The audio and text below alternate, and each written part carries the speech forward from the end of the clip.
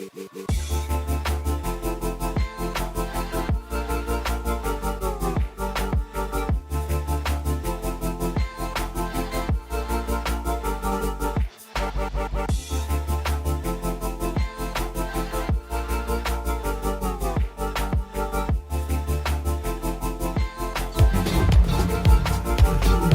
to Boris FX Live.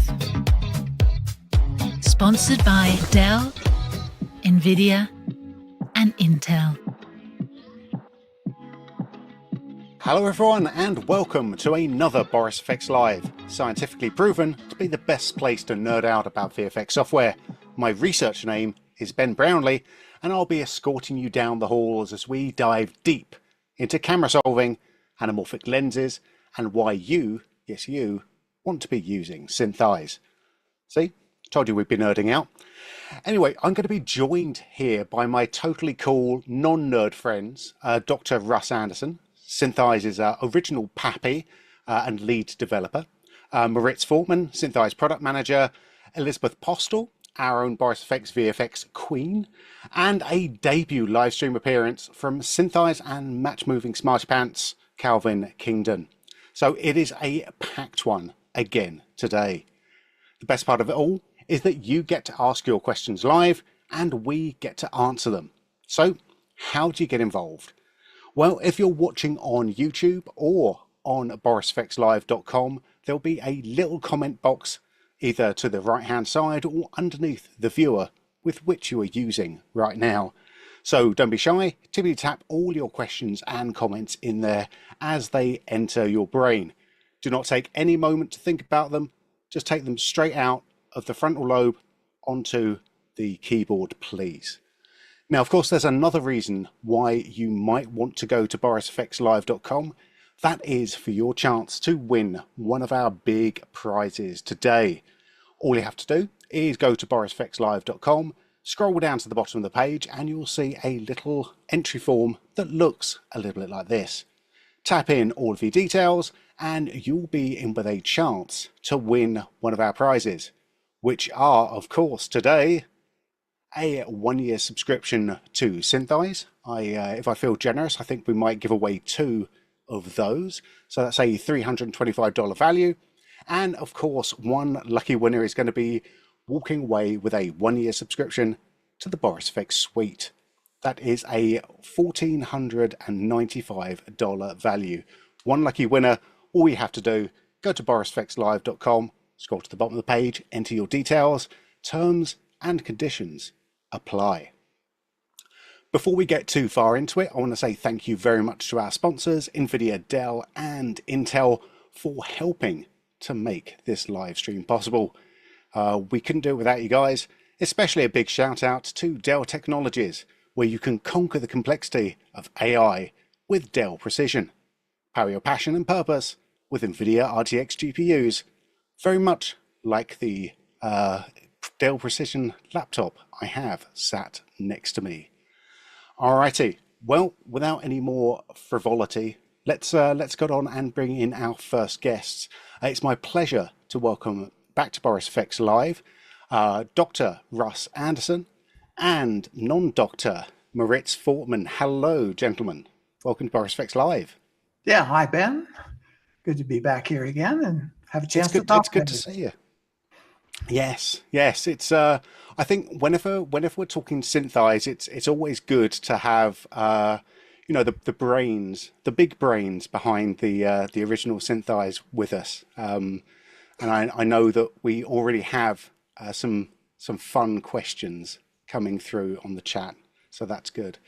I also want to say hello again to Moritz. You are SynthEyes product manager. Let's just for people who don't know you, Russ, what is your 30-second pitch of who you are and what you do?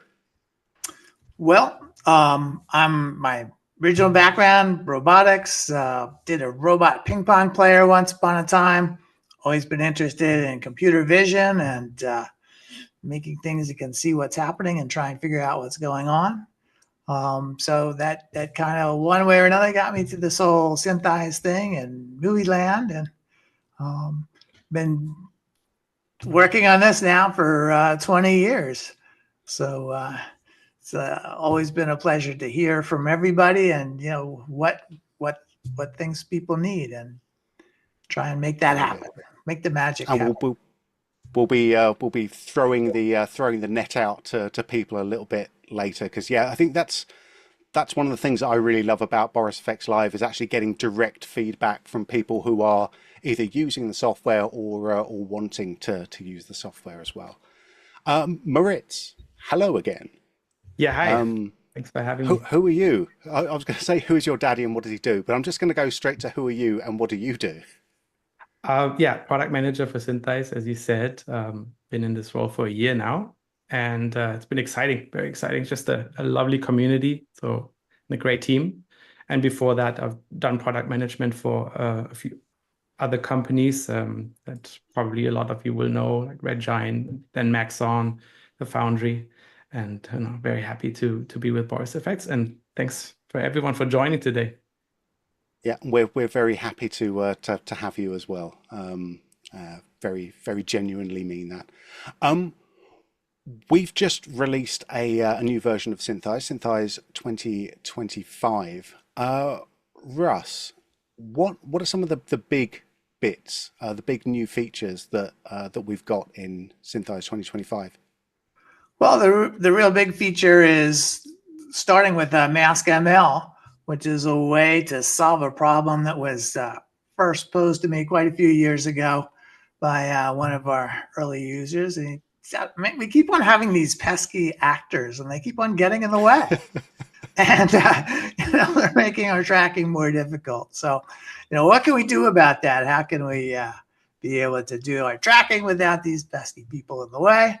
And really, that's what MaskML is about. And we've finally been able to take a stab at that really addresses that issue and makes tracking seems a whole lot easier and a lot easier to get kind of first pass reasonable results and do that in less time. And, we're build up some of the additional tools to be able to take advantage of that to provide some more automated features, being able to do stuff through the batcher so that you can set things up, kind of run the MaskML stuff that, still does take some time, but do that kind of in the background and kind of only do the more interesting, gnarly little bits and let the computers handle the grungy little work of working through that shot.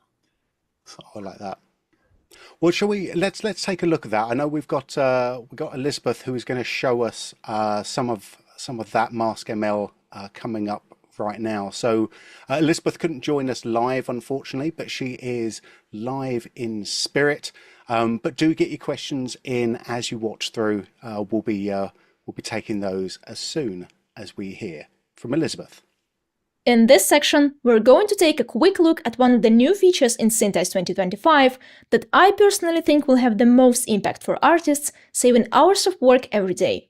And I'm talking about MaskML. SynthEyes is known as a professional match-moving solution with robust supervised tracking capabilities. That said, not every shot requires diving deep into manual tracking. Sometimes you just need something that's good enough. And that's what the big auto button is for. However, if I try to auto-solve this shot, I'll end up with quite poor and jittery result. That's because this man occupies a large area of the frame and SynthEyes places 2D trackers all over his body. His movement introduces enough of an error and SynthEyes can't figure out the good solve. One way to fix this would be to scrub through the timeline and remove all redundant trackers by hand, then refine the camera. But instead of taking the long way around, let's explore a more efficient workflow. Let's wipe it up and start all over. Instead of jumping straight to the auto button, I first head over to the roto room. From the left panel, I can call up the MaskML dialog. It usually takes a few seconds to load on the first launch. Once it's open, I can immediately start making a selection by simply left-clicking in the viewer. I've created a reference frame, and usually it's enough for SynthEyes to have just one to propagate the mask. But nothing stops you from creating more reference frames if you're working with something more complex, and want to ensure your selection stays accurate throughout the entire duration of the shot. The reference frames are listed here. Then just click on Write Current Layer to propagate the matte for every frame. Once that's finished, just close the dialog. The layer with the matte we just created has been automatically set to garbage mode. Now we are ready to go back to the summary page and try AutoSolve again. SynthEyes calculates the solve, and here's what we get. Notice that there aren't any jumps or jitter like we had on the first run. And the HPX has been dropped to 0.5, so I'm quite happy with the result. Thank you very much, Elizabeth. Yeah, we'll be back with more from her in a little bit as well. But I thought I'd just take this moment here to ask you a question, Moritz, because across the Boris FX suite, we've actually got quite a lot of AI-powered tools now. What made it important that MaskML and MattAssistML were the first ones to make it into SynthEyes? I think it just made a lot of sense. I mean, Russ already described how it benefits the workflow, and it's just one of those tasks that are tedious, probably not the ones that you are excited to do when going to SynthEyes. The focus is on something else, so we really try to help to use ML in a productive way that makes the experience for the artist just so much better. Are there any sort of specific ways that MaskML and MattAssistML have been brought into SynthEyes that are sort of very much tailored for the SynthEyes user? I think I'll throw that over to Russ, actually. Yeah, I think really what we did was upgrade the roto panel so that we can support multiple different sections, different objects, different actors in the scene, so that you're not just doing a couple of points on widely dispersed things and running it through and getting a single mask out of it. Instead, you're able to set up different layers for the different things and track those through the shot and be able to add and subtract those elements as needed, animate them on and off, and so on. So it gives you as the artist a lot more control over this process rather than having something that is just kind of one big mess. You have control over the layering, and I think you'll see that gives you a lot more flexibility and the ability to add in things over time. You can integrate in different spline masks as well into that stack up. So, you have the ability to do little cleanups or handle things that are better suited just as a rectangle to mask out some time code or whatever. So you can kind of combine all those things together, however makes the most sense. So yeah, and I think we've got some good examples of that coming up as well a little bit later, so we can actually step in and see how that works. Like one of the other things that, just before we cut to that, one of the other things that I get asked on a sort of semi-regular occurrence, sometimes tongue-in-cheek, sometimes not tongue-in-cheek, is that when it comes to camera solving and object tracking, is this something that machine learning or AI is just going to automate us out of a job in the near future, like in the short-term future?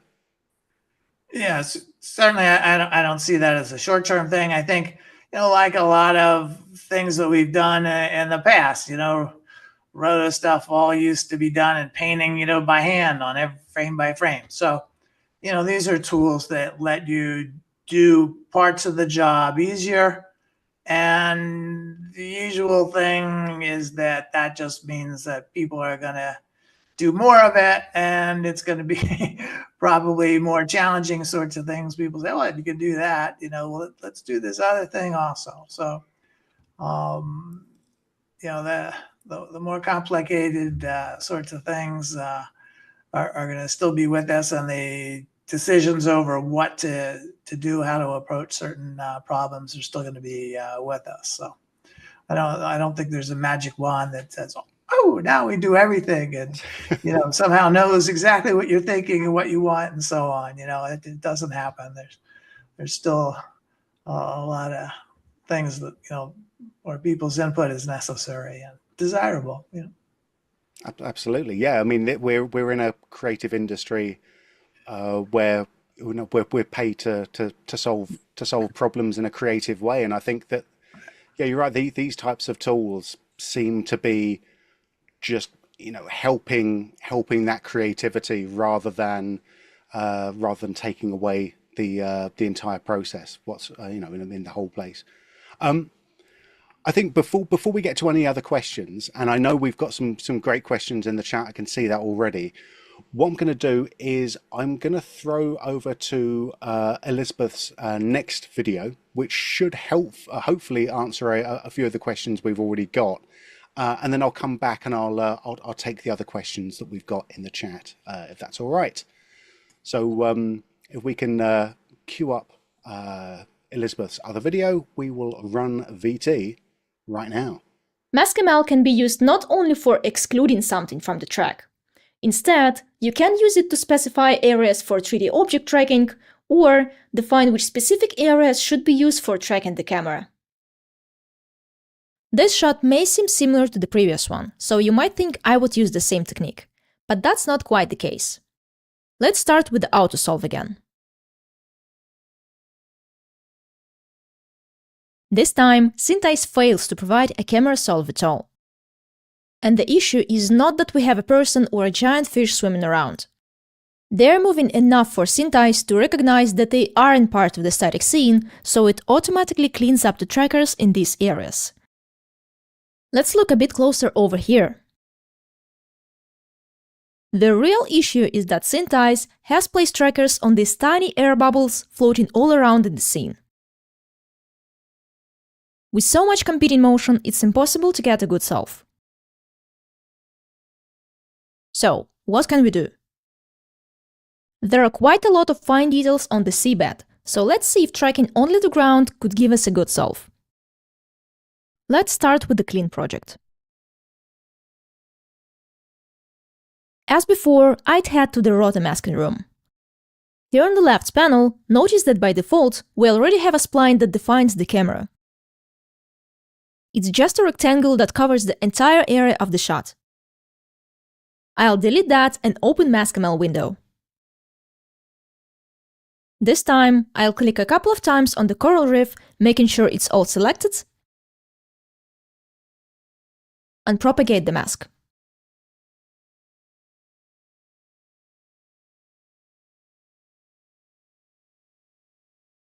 Alright.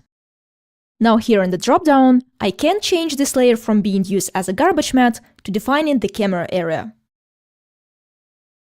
Now let's see what happens if I try to autosolve again.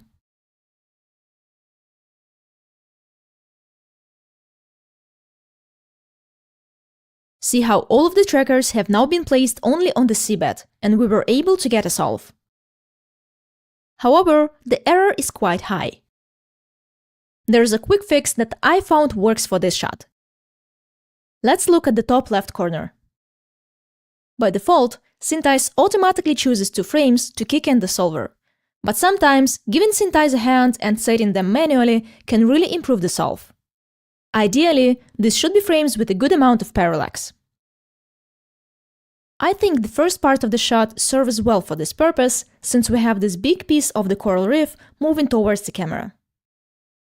So I turn on the checkboxes for the beginning and the end frames here, set the start frame to be at 0, and for the end frame, somewhere around 50 should work. Everything else stays exactly the same, and I click Go. SynthEyes recalculates the camera based on those 2 initial frames, and guess what? The HPX error dropped from 13 to 1.2. Such a drastic change. Although the value is slightly above 1, it's quite a good result given that this is a 4K plate and the amount of time I've spent on this shot. And that's the core philosophy behind integrating ML tools into Boris FX products. They're here not to replace you, but to empower you, helping you tackle everyday tasks faster and more efficiently. Thank you very much, Elizabeth, and thank you for echoing what I just said. That's very nice. Yeah, you're watching Boris FX Live. We are talking SynthEyes 2025. We also have Russ Anderson with us, SynthEyes lead developer and, of course, creator, Moritz Fortman, who is the SynthEyes product manager, and we have a special guest coming up in just a moment, so you don't want to miss out on that.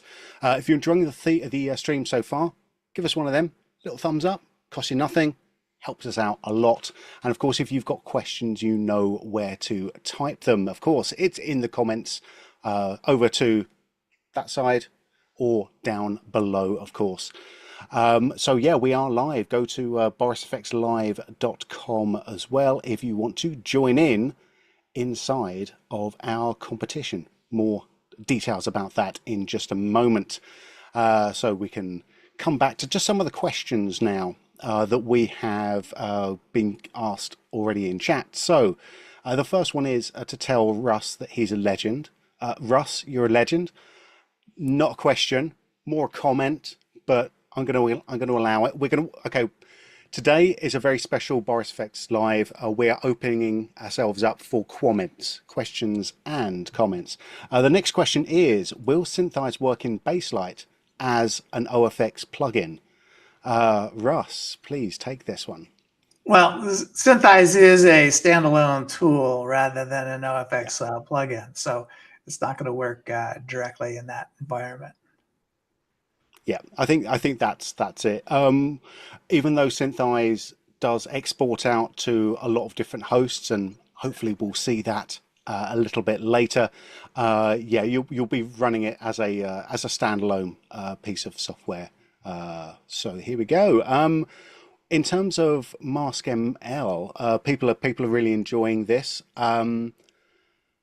So people, we have one. Will MaskML work in After Effects, Fusion, Nuke, or is it standalone only? I'll take this one if that's all right. MaskML is found in a number of different parts of the Boris FX suite, so Boris FX products. We've got it in Silhouette. We've got it in Mocha. So different but similar kind of ways of working, as well as in SynthEyes. Now you can run both Mocha and Silhouette as a plugin. So if you wanted to use it in After Effects, Fusion, or Nuke, and you wanted that, run with either Mocha Pro or Silhouette. The next one, and this is going out to actually we'll start off with Moritz here. Now, when you're looking at feature development for SynthEyes, what's the process that you go through as product manager? I think the most important thing is the customer, right? Listen to the customer and get feedback. And I think that's been true for SynthEyes as long as it existed. And at Boris FX, we also put that at the focus. We just launched the feature request forum that I encourage everyone to join. I think Ben might share those details later.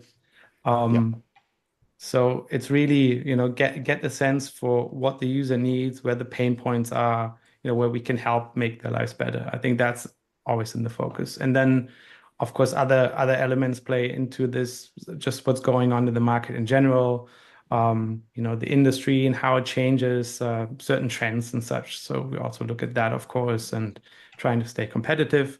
But I think, I think if we can solve users' problems and make their lives better, then I think that in turn translates into a successful product. Yeah, absolutely. Russ, do you have anything to add to that? I think that's exactly the thing.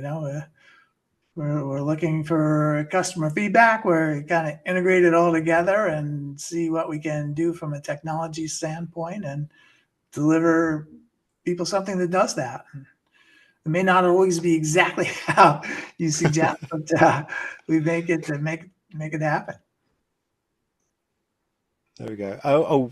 We have one a comment from Tobias who says, "Please never change those tiny fun things like read or cry in the user interface."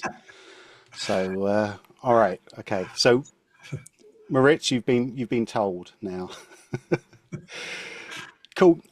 What I'd like to do then is I think we should take a little break here. I want to give away some stuff, and then when we come back, we're going to introduce our special guest as well. So yeah, keep your questions and your comments coming through. We're going to be reading all of those now. But I'm going to give away some free stuff, and what I'm going to do is I'm going to give away a 1-year subscription to SynthEyes to one lucky winner. Now, all this person had to do was go to borisfxlive.com, scroll to the bottom of the page, and fill out their details in the little form that was there. That was it. That was it. They did also have to read the terms and conditions, but of course they did that because they're very, very good. So what we did is we took all of those names, we threw them into Ben's beautiful tombola, and we are now going to pick one of those names out at random. So I'm going to power on my tombola here. We used to be diesel powered. We're now 100% electricity from batteries. And here we go. It's spinning. And the first name out is Javier Leon. Javier Leon, congratulations. You are our first winner of the day. You have won a 1-year subscription to SynthEyes worth $325. So congratulations. If your name is not Javier Leon, don't worry. We still have more prizes to give away. Just go to borisfxlive.com, scroll to the bottom of the page, and tippy tap your details in there. Okie dokie. Well, let's come back into it now. I'm delighted to be joined by another guest as well. You may know him as Kalvin. I know him as Kalvin Kingdon. So Kalvin, welcome to Boris FX Live. Hey there. Hello, everybody. Oh, am I visible now? Hello again. You're very visible. Never get confused about whether you're visible or not, because Brian's got it all under control in mission control. You would be impressed at the things that can confuse me.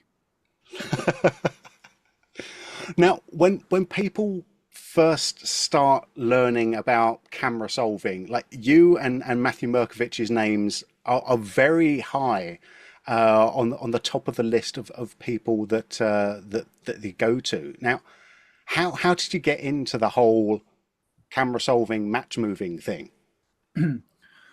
How did I get into match move was a bit of an accident coming out of school. I had dreams of kind of being a generalist and doing everything, but fell into match move at First Studio Zoic, and that's kind of the first time that I've ever touched SynthEyes. I've heard of it during school, but jumped in at Zoic, got relatively proficient at it in a couple of years, and sorry, this chair is kind of awful. But yeah, so I kind of just stumbled into it accidentally as a consequence of my first job, just accepting what I can get. And it turns out I kind of loved it. I stuck with it and met some cool people along the way. And yeah, a lot of people are helping me learn even now, because I think I'm decent at teaching SynthEyes, but there's still a lot of it that I don't fully understand. But I'm happy to share if it's something I'm good at. I think that's always really encouraging. It's like I've been working with a lot of this stuff for many years, more years than I would care to talk about at the moment. But you know, one of the things that you have to be willing to do is just accept you're always going to be learning stuff. You're always going to be learning new things, even if it's software you've been working with for 25 years. You know, if you've been working with it for 5 minutes or for 5 years or for 10 years, you know, there's always more stuff that you can learn. And I think that's an important part of this sort of task, is that you're never finished. Oh yeah, no sense in finding the wall. No sense in finding the wall and not trying to pass it. Yeah, that's it. And you know, with that in mind, then you know how do you keep learning? Are there types of fundamentals that you think everyone should start with, and then just keep refining those, or is there a different strategy you would use? My way of learning SynthEyes has been a little bit messy. I learned years ago when I was just living out in the countryside with my parents, trying to do little YouTube videos, and I ordered a DVD called Track Match Blend. I first learned all of my fundamentals in Blender. And the first thing that really helped kick me off is understanding that a solver begins with two frames, your beginning and end frame. And I don't know what it was, but that kind of helped me a lot more than anything else, it seems, because it's the easiest thing that could make or break a solve. So if you start to understand your first two frames that a solver starts with, I think that kind of opens you up to understanding what parallax is. And parallax is parallax is just the ultimate thing that you're looking for when working on any shot. But aside from that, I guess understanding parallax and also what happens in the complete absence of it, like working on a tripod shot, I would likely say if you want to learn what to me are the most core fundamentals in solving is just find yourself the widest free move you can, so that you can do a round trip in the software, which I'll hopefully be doing here shortly. And then also pick yourself a shot that shows you what things are like when you don't have any depth, when you yourself have to start constructing your scene and not relying on SynthEyes or 3D or Buju, PF, whatever. Yeah, so I guess that might be all I have on fundamentals. I've not quite thought of it, but I just remember just understanding how a solver is going to kick you off is kind of what helped me the most at the beginning. That's really, really smart as well. And I think like one of the things that I've learned as well is that you don't have to have a shot that is on a tripod to not have any parallax. So I think that's one of the things that sort of does trip people up as well. That you know you've got this shot that you can see wasn't shot on a tripod, but it doesn't solve until you treat it like it was shot on a tripod. Oh yeah. So I think we'll. Oh, sorry about that. Yeah, some shots they're so little camera move that you think this is going to be easy, but there's just enough that the points don't know what to do with themselves. And you try to constrain them, and the constraints even hope that you have something relatively where they should be. So it's these little shots, they're hidden monsters, and they can get you tripped up more than an erratic free move or well, anything of the sort, I guess. Yeah. Well, I mean, let's talk a little bit. We'll come to your shot in just a moment, but you've got a YouTube channel where people I can already see that people in the chat are saying, oh yeah, that's why I learned SynthEyes. Can you tell us a little bit about your YouTube channel? What's it called, for example? Yeah, so the YouTube is called Track VFX. It's actually named after a studio that I was working for. Years ago, I was able to be a part of a studio that had just started called Track VFX, where I worked with Jared Avalos, Joe Sevilla, and we, over the years, got a pretty incredible team, but not enough time to train. So we ended up launching this YouTube channel where I can just try my best to teach whatever it was that we hoped that we needed in-house at the time. And so a lot of those videos were also kind of me learning, and I'm actually going to be doing a lot of those here within the next year, because there's a lot of techniques and things that I would love to update and change. Because I'll admit, some of those early ones I didn't have the best understanding of some core things in SynthEyes, and one of those core things is what I'm going to be showing in my shot. That's cool. Yeah, I mean, one of the things that I really like about these videos as well is, I mean, you have a like a humbleness about the knowledge that you have as well, which, you know, especially in that sort of, you're very clear and concise about that in those early videos, and it's actually, if you watch them all, and it won't take you as long as you think it's going to, but if you watch them all, you can actually see your skills actually improving a huge amount over the course of those of that training. And I think it's it was very interesting for me to see an evolution of someone's match moving skills that kind of matched where mine were as well. Like, because when everyone starts out a new piece of software, you always feel very lost in it, and I think a lot of people treat SynthEyes as a place to get lost in. And I think one of the things that you're very good at is helping people on the paths that they need to get through. And I congratulate you about that. There's no question here. It's just me, shining a YouTube for a little bit. There we go.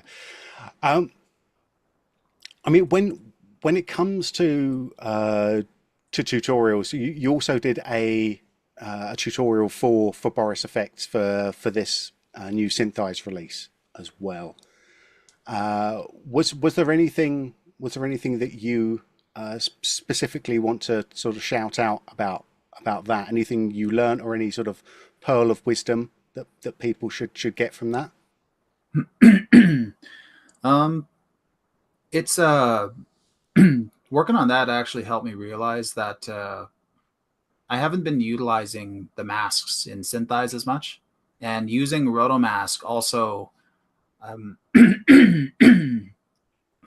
Sorry. So yeah, using the masks, I never really used the built-in masks very often, because I also just don't have a habit of using auto tracks too much. It's just not the types of shots that came my way through my career.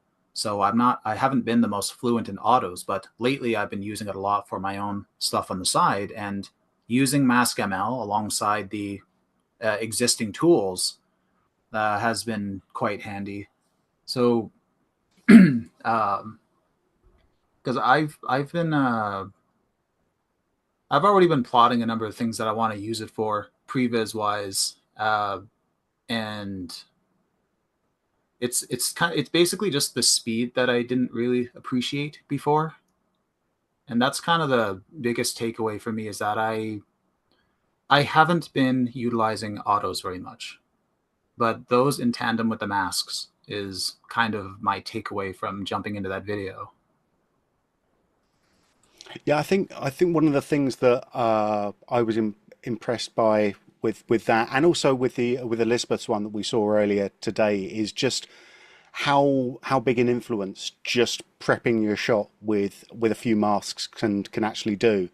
And now that process is really straightforward and pretty automated, it gives you a better idea about what you can do with a shot. Even if you don't end up running with a fully automated workflow, and you end up supplementing it or just ditching it, it gives you a good idea about what challenges that shot could potentially throw up at you, in my opinion. Yeah. Well, before we go any further, let's dive into to taking a look at your shot. We're going to be looking at some anamorphic footage, I believe. And I can already see that someone in the chat has just said, hopefully there'll be some detailed explanation on lens distortion. I wonder if you can help out with that. I hope so. It's a complex topic, and while the industry has been in some disarray, it also means that, I'll be honest, I haven't been working a whole lot, and I haven't had a whole lot of opportunity with Anamorphic, but I've had enough, and I love it. I was ecstatic when it came to SynthEyes. Excellent. Well, take it away then. All right, my screen is showing now. It is. Awesome. So I have a shot here, and admittedly, it's simulated, but it's very hard to get a hold of some anamorphic shot that I can do in a timely manner. But here we are. First, while we're taking a look at it, I'm going to immediately run mask ML, and we are going to make a first mask for pesky actor number 1, as Russ put it earlier. Whoops, and I created another one by accident. Why did I do that? And I will click one sample at the top, one at the bottom, and just run it through and see what it does. As Elizabeth pointed out, if this thing happens to run into any areas, it's simple enough just to go and sample in some extra images, because I think there's something that's going to go awry here shortly.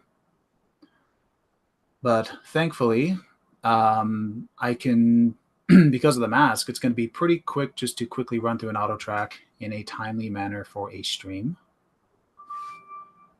Now with that finished, I am going to quickly jump over to the summary tab, and I'll just hit the nice little run auto button and see what I got. I'm going to come at the bottom, expose the footage down a little bit so I can see if there's any lingering trackers on the little fringe edges here. I got something that's getting pushed by his arm. And if there's anything else there, I can't see it. Not immediately anyway, but I'm certain we can probably run a tracker cleanup later if necessary. So I will right click this expose button down here to clear it. And immediately, I'm already aware of a couple trackers that I'm going to want to add quickly, because I primarily want to show this anamorphic along with constraints, because a benefit of having anamorphic in SynthEyes is SynthEyes has some tools that are quite unique to SynthEyes, which is parallel. You can daisy chain sets of constraints. You can have trackers telling themselves that they're parallel on Y, parallel on Z, and they will dynamically find the position that makes them happiest in your scene. So that is incredibly powerful, but it also lends itself to a more accurate distortion, because this shot, as you can see, it's fairly aggressive on the sides.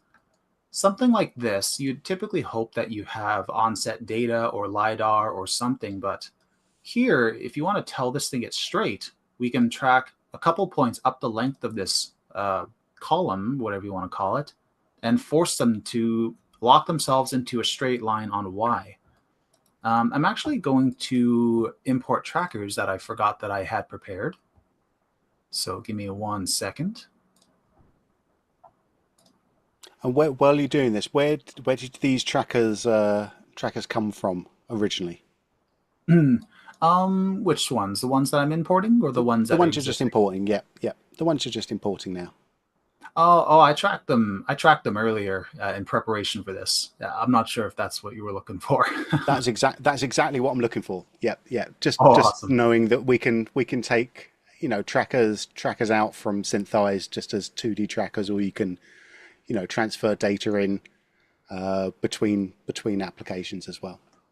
Awesome.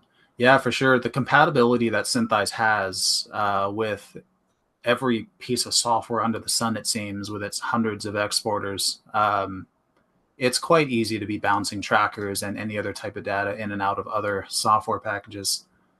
So now that I have some trackers added here, so that I don't take too much time on tracking, because that's a little tedious and a little boring, let's go ahead and jump over to the solver room. So if I immediately solve right now, it's going to do whatever this is. Yeah, that's kind of a big mess. If we come over to the left side, at the bottom, we can see we have the More button, and we are greeted with a number of advanced lens controls, as it says. If I expand down from Classic, you can see we've got a lot of scary names that are a little daunting to look at to somebody opening up this software. But typically, you're only going to have to look at really two things: radial fourth or anamorphic merged, which is actually going to bleed over to 6th order. So these two, radial, and if you want to make sure that you're going to work seamlessly within existing pipelines, like a lot of studios are dominated by 3D equalizer. But at the bottom here, you can see we have standard anamorphic, standard radial. If you use these, you will have some parameters that are compatible with 3D equalizer. So if you're a freelance artist or you're working within a company and their published tools are primarily working through 3D equalizer, you have an option to come to export, and at the bottom you've got this TDE4, which will give you a file that will basically launch everything exactly as you'd hope it would look like in 3D equalizer. That has, for me, been a tremendous help at a number of jobs now. So for now, I'm not going to use standard just because I personally happen to like what is in SynthEyes. I used to test a lot on shots within a studio, and I can get the same results with these standard models and with SynthEyes, but I can get a very, very similar result, a very similar error. But if I've switched over to Russ's own up here, I tend to be able to get a better solution at times. I'm going to stick with merged. Now, these two, if we look at merged, I'm going to hit F3 and L, lock to camera, and let's hit J to hide these solve points.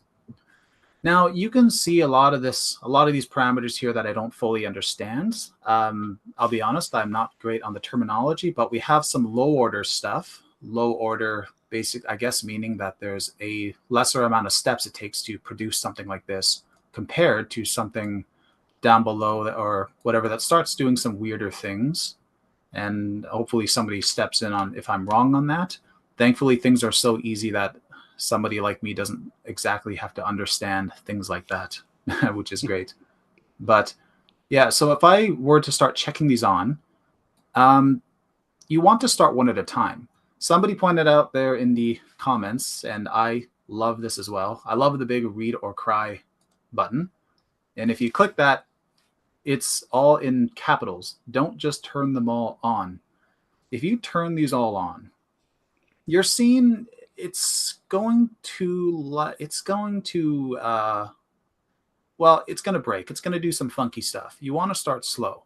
So start from the top, let's say. Nice, basic. This looks like a quadratic distortion. Basically what you would find in classic. Classic is what people are likely more familiar with for the past decade. This is what we've been working with forever. So going back to merged, I'm going to turn on calculate just for the first one and see what happens. Shift G, and looks awful. I'm going to undo, and when I started checking on more of these, you start to see we have different results. And as I keep turning some of them on, you might not get something perfect.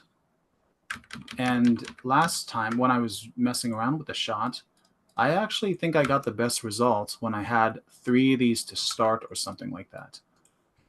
And this looks like it's starting to get something, but the points in space don't look very good. If I were to keep spamming automatic, sometimes you can get a different result, but other times maybe you're just going to get caught in a roadblock. So you have to start looking at your beginning and end frames. Elizabeth was pointing this out too. Like your beginning and end frames, this is important. This is your 2 starting frames, because when you're about to solve a shot, you need to start somewhere, and you have no parallax with 1 frame. 2 frames, it acts as your left and your right eye. With both of them open, you actually see your depth. And your eyes focus on the same subject ahead of you. So if you're picking your 2 starting frames, make sure that you are seeing the same trackers between these 2 frames, but also try your best to give SynthEyes as much depth as it can. So I'll pick these 2 frames.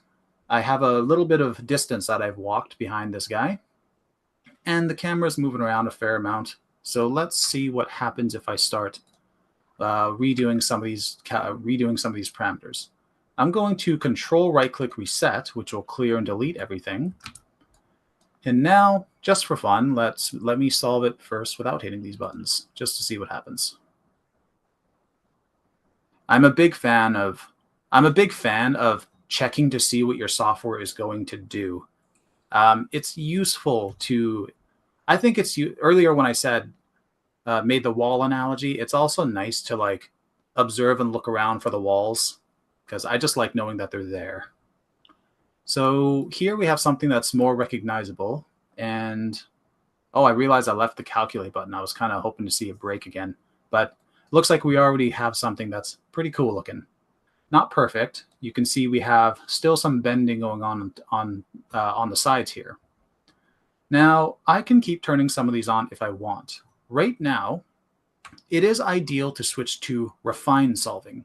And the reason being is that automatic solving, it's kind of every time you solve, it's going to, from what I understand, throw out whatever was existing and just restart from scratch. It takes some time, but also you might end up with a completely different result that is unusable. So maybe we want to keep this and build off of it.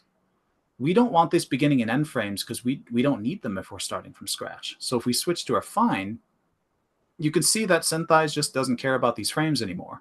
So when I calculate, we should keep the same thing here right now, I think.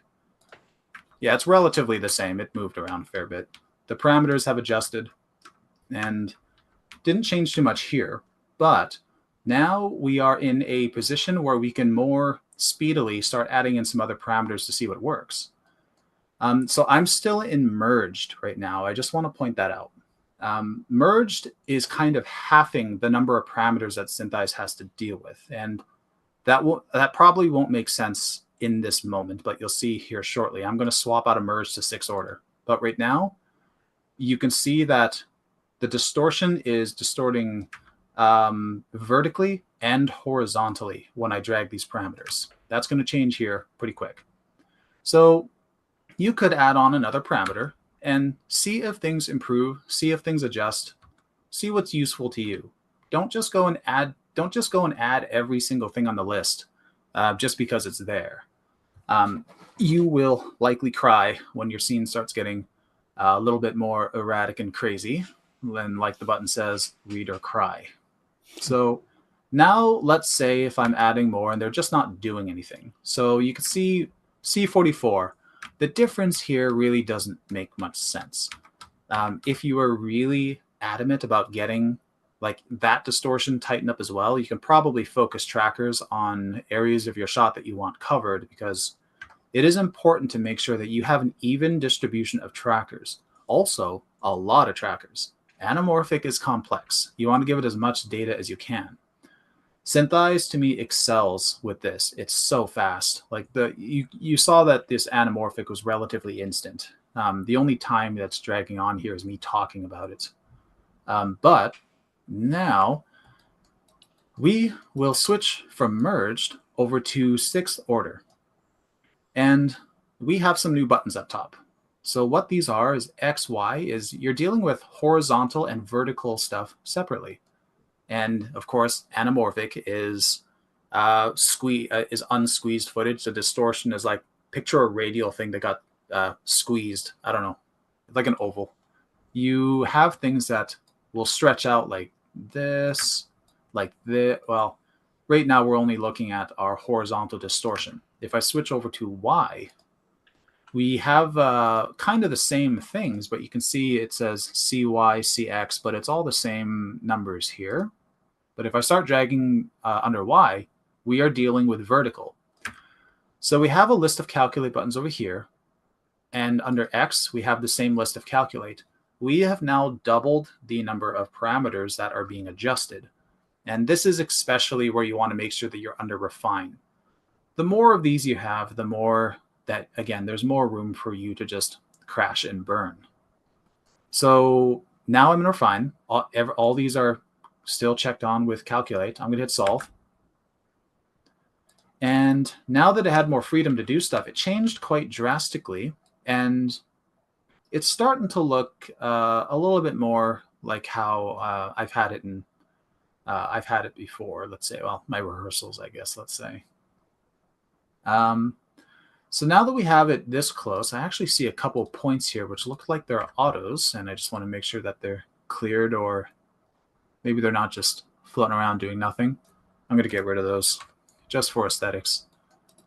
And let's see. So we're going to kick off with constraints now. Constraints is a thing that I didn't appreciate enough in my career. I somehow made it by forever without fully understanding these. I've kind of fluked off a lot of my career, it seems, and it also bled into some of the tutorials, and that's why I would like to redo a lot of stuff.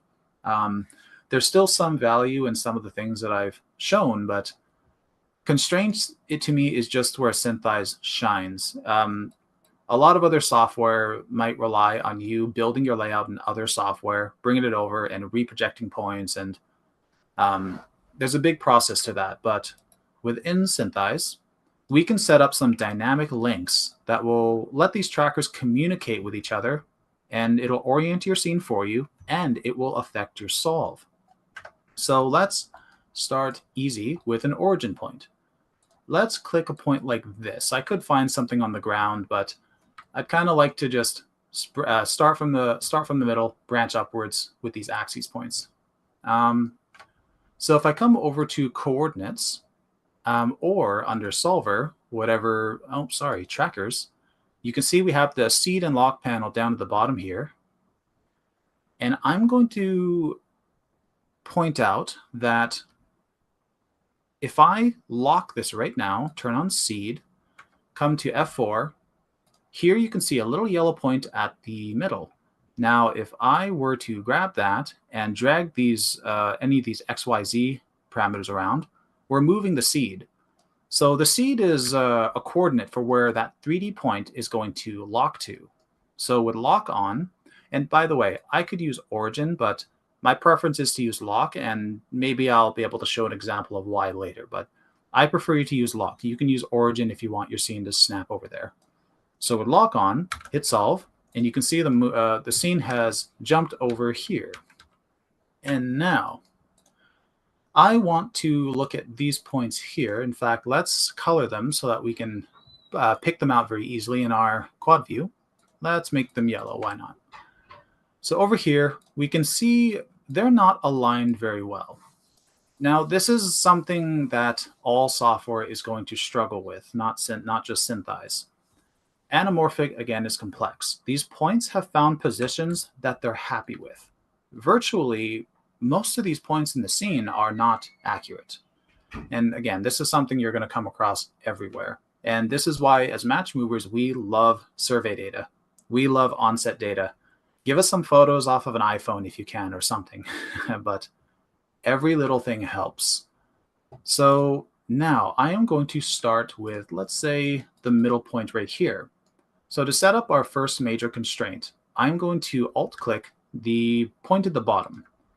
And honestly, you can link it to any one of these points, but I like to make sure that these constraints cover as much of the length of an axis line as it can. And if anybody's using these add line features over here, same thing with the add line features.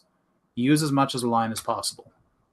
So with the first one selected, it's linked. And you can see over here, we have tracker 126. You can see a list of trackers and what it's done. It's attached itself to the one that I selected. And let's see, right here, you can see our list of constraints have dwindled. And if I didn't show them before, if I click a point that has no constraints, we have a lot more options.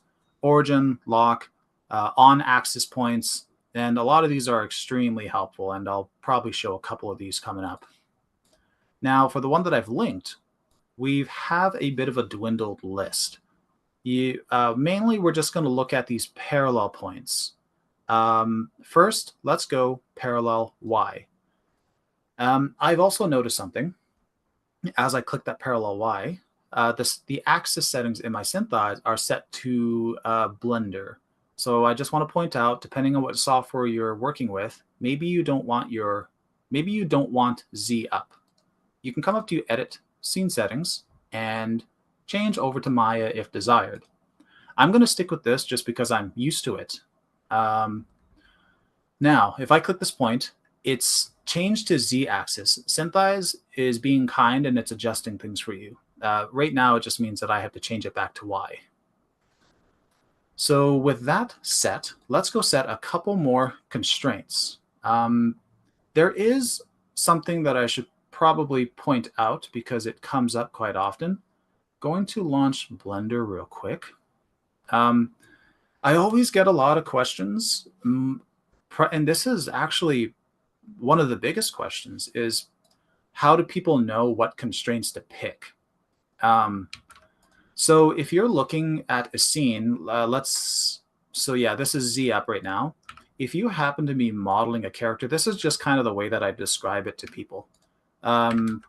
If you have a character standing here, typically if somebody modeled the asset, your character is always facing down positive Z. In this case, it's negative Y, just Blender. But there's always kind of a front to a world that people work with. So in my shot here, I'm going to treat this as if Z is coming towards me. And unfortunately, I'm using Blender, so this might be a little confusing, but Z positive is going to come towards me, and X positive is always going to the right. This is just kind of front, let's say. I could have a scene constrained where the camera's going to flip the other way around, but sometimes it just looks a little bit awkward. There isn't really an exact rule book to this. You can pick whatever axes, you can have your axes point in whatever direction you please. So for mine, I'm going to make it so positive Z is front. I want my camera to stay kind of over here. I don't really feel like having it flip over here, and that's just your preference. So let's kick this off. I'm going to grab this, and let's alt-click it over here. And you can see we have our line connecting, and I'm going to tell it is parallel Z. And eventually, we're going to be looking at these polarity buttons here. These 3 buttons are quite important. But I want to show what happens if we don't use these. It's not going to affect your solve. It's going to affect your orientation. So with that, let's grab this one and link it over here and tell it parallel Z. So right now, if I remember correctly, this is all I need. It should be able to solve now. If I come over to Solver, I'm going to hit Go right now, and you can see it kind of did some wacky stuff. Reason being is that it's looking for a little bit extra information. And if you want to know what that is, SynthEyes is pretty good with telling you in this box that you get when you hit solve. I actually don't see it here immediately, but usually it's asking for, is it asking for a scale here? Or am I missing it? Basically, a scale will fix this. Once you start adding in constraints, there's a point where SynthEyes has kind of taken away your training wheels and wants you to do more stuff. Now that I've started adding stuff, SynthEyes usually adds an arbitrary scale in your scene. So when you solve and it just makes your scene, and kind of like what's happening here, it made its own scale. And that's why you have this. But now we have to do it. There's a couple ways you can. You can constrain 2 points, tell 2 points that they're locked, and set their seed so that their coordinates are preserved as they are right now. Like if I grabbed a point, I can hit set seed, and it'll copy the seed, this solved coordinate right here, into the seed. And now I can lock, and this point will be forced to stick right there. So I'm going to undo that, and instead, I'm going to use a distance. So I'm going to pick any one of these points that I linked, and we can give it a measurement. So if you happen to be here on the street and you whipped out your iPhone and used your AR measuring tool and got the measurement between these 2 columns, you can take one of these points, come over to distance, and where it says 0, type in whatever it is that you measured. You can see that SynthEyes doesn't tell you a unit, by the way. Like in SynthEyes, scale is whatever you want it to be. If you're picturing this as centimeters, it's centimeters. If it's a kilometer, it's a kilometer. When you export your files, a lot of these exporters have the option to say, what were you treating this value as? I was treating it as centimeters. Good, export. So I'm going to take something like this yellow point, and let's say that's about So what a human height might be like, maybe here. Maybe this is the height of a human. So maybe 170 centimeters for a male. And let's say that this is, I don't know, 130 centimeters, something like that. So I'm going to tell it 130. And now if I solve, it should actually, like, things should actually appear. And yes, they have. So the benefit too with having these constraints in its current state right now, you can see that these parallel lines that I set, they're not exact. The reason being is that I do not have the constrain button over here checked on. So right now, SynthEyes is orienting your scene using these lines, but it's approximating it as best as it can. The points are all solving however they wanted to before you did constraints. But if you want SynthEyes to obey what you told it to do, turn on constrain and then hit solve and magic. Now you can see the lines are straight, like perfectly straight. If I come over here, we have magic. And you'll notice something else here is that just because we have these straight Z lines doesn't mean that our column now is straight up and down. And this is where, again, back when I realized this is how things work, it just completely changed the game in my world for me. And embarrassed to say that I went so long without realizing this. But now I want to take this point here, and I'm going to link it down below, tell it it's Y, or yeah, tell it's on Y. And I'll take this one, and instead of having this linked to the bottom point, I'll link it here. And I will also tell it it's Y. And by the way, something that's very easy to get carried away in. You don't need millions of constraints in your scene. Like, just because you have some points on the building back here or something on the pavement, you don't need a million constraints on every surface. You're taking away SynthEyes' freedom, and also at times, I'll admit, I've intentionally put in like 20 at one time, and SynthEyes was still able to do it, but there were some clear things going on. So I'm going to take this here, link it, and make it Y. And now if I look over on the left view and hit solve, it might take a little bit longer. Oh my God, it didn't. And you can see that the column is perfectly straight now. And it looks like these points at the other side also made themselves straight. Now, a limitation is that you can't exactly link these 2 points together to make them straight because they're linked to the other ones. So you're kind of taking away a link, unfortunately. But it still did a phenomenal job. So looking over here, you could see with these constraints, it updated the distortion. Whoop. There we go. It updated the distortion a little bit. The beautiful thing about linking things like this is that things can update. These points can all update dynamically, and these points on this column can slide around freely if they need. And the fact that these have to be perfectly straight on a y-axis means that you're helping out with some data for distortion. Slightly off in the bottom here, but also it's a live stream and we're trying to do things quite quick. But you definitely want some more points and fill out some areas where you can. With that, I do want to quickly add in an earthling and make sure some scale is set. And that might be it for some constraints at the moment. I will point out one more right now, actually. If I have this point right here, or actually, let's add a quick one right here, just so I can point out that you don't need it to be perfectly aligned on an axis in a straight line. So I'll solve this. This point, giving it a look over here, where are we? Orbit. You can see it's not quite in line with this wall. It's a little bit off, but it's not parallel. So instead, I can link it to any of these points in this chain. I will take an alt-click, maybe one of these. Actually, I'm going to alt-click one of those ones earlier in the chain. I don't know if there's much difference in that, but here you can see it's off by a sliver. And on the left, instead of saying it's parallel to any of these, we have these planes at the bottom. So we have X, Z, X, Y, Y, Z, floor, back, side.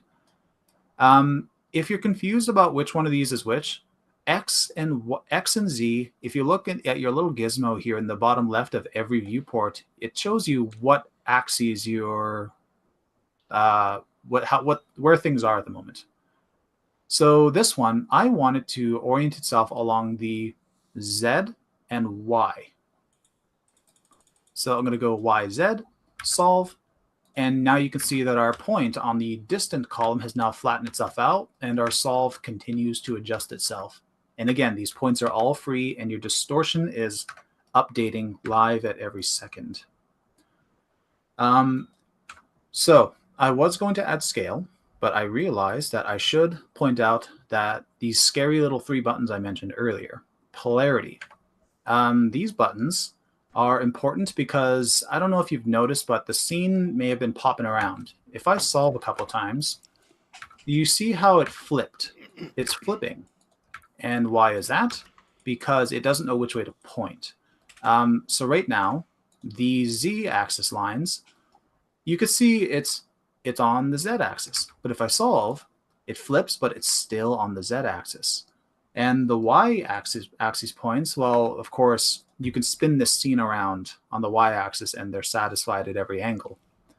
So we actually have to tell these points which way they are pointing. If I take these Z points, and maybe I wanted to keep oriented like this. Like I said, I kind of like my scene to have a front-facing direction. Your preference. I'm going to tell one of these points that relative to whatever it's linked to, it's going to be in this case, negative Z direction. It's linked to these points in the middle. I want it to face this negative direction. So I'm going to toggle the Z button here a couple of times until it gets to minus. Now when I solve, it's going to stick facing in that direction. It's not going to flip around, but right now you can see the camera flipped upside down. And that's because we now have to tell one of these Y points, any one of them, doesn't matter. You can even pick some of these points off into space. They're not going to look at what they're linked to. I think they're going to look at the center of the world. So if I told one of these points, any of these, that they are positive Y, there we go. It flipped upright. And if I keep solving now, it's not going to change. So now you've handled a lot of things in one go. You've got your orientation, your distortion is looking pretty nifty. And if you want to get your scale done so you don't have to do any of this stuff in software down the line, we can click and scale a person in here, an earthling. And I'm going to scale this to this person who's in the shot. I know his exact height. I can't remember what it is. I'm going to make it 170 across the board. And again, I'm treating this as centimeters.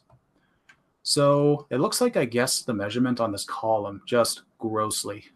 So I'm going to figure out which point that I had the distance on, which if you start to see your scene a little bit messy, you don't know where your distance are, you don't know what you did to what, hit 2 on your keyboard. 2 gives you a list of constraints. And here we can see that my distance is 130 and it is on this tracker. Great.